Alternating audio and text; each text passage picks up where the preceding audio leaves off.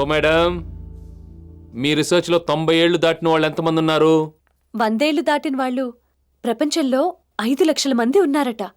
ఇంటర్నెట్లో చూశాను. 130 ఏళ్లు దాటిన ఋషులు ఎంతో మంది హిమాలయాల్లో ఉన్నారు. మన ప్రాంతంలో 100 ఏళ్లు దాటిన వాళ్ళు ఒకరో ఇద్దరో ఉన్నారని విన్నాను. వాళ్ళెవరో తెలుసుకొని నా రీసెర్చ్ పూర్తి చేస్తాను. నువ్వు చెప్పిన ఆ ఇద్దరిలో నేనొకరిని చూశాను, ఈ ఊరికి దగ్గరలోనే. ఈ ఊరికి దగ్గరలోనా? అతని గురించి ఇంతవరకు ఏ న్యూస్ బయటకు రాలేదు. అతన్ని ఎవరు చూడలేదు కూడా. ఏంటి, ఇంతవరకు అతన్నెవరూ చూడలేదా? అతను చాలా ఏళ్ల క్రితం ఇక్కడికి దగ్గరలో ఉన్న కోటలోకి వెళ్ళిపోయాడట. ఆ కోటలోకి వెళ్ళిన వాళ్ళు ఎవరు ఇప్పటి వరకు ప్రాణాలతో బయటకు రాలేదంట. నేనొక్కడినే బయటకు వచ్చాను. అతని వయసు 130 పైనే ఉంటుంది. చూసారా? నిజంగా మీరతన్ని చూసారా?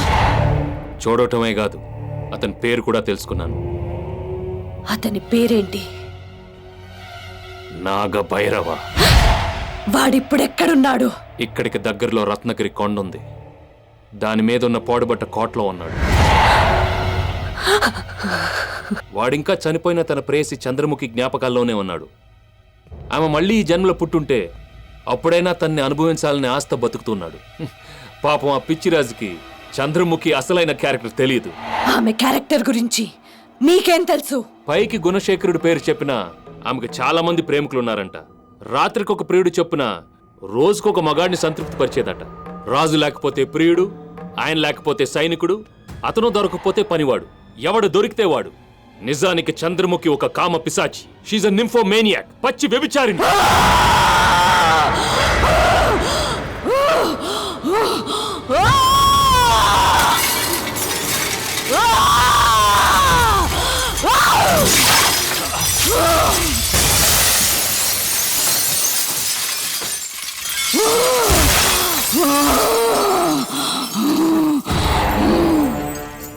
ஏண்டா நாயே, என்ன பத்தி உனக்கு என்னடா தெரியும்?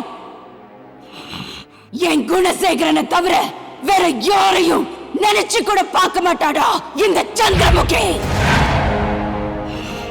என்ன பத்தி மறுபடி ஏதாவது கதை விட்ட நானே உன்னை கொளுத்திருவேன். நான் எரிச்சு சாம்பலாக்க வேண்டியது ஒன்னே இல்லடா, அந்த நாகபைரவனை. அவனுக்கு முன்னாடி நீ பலியாயிடாத. போ, மரியாதையா இங்க இருந்து போயிடு. போ.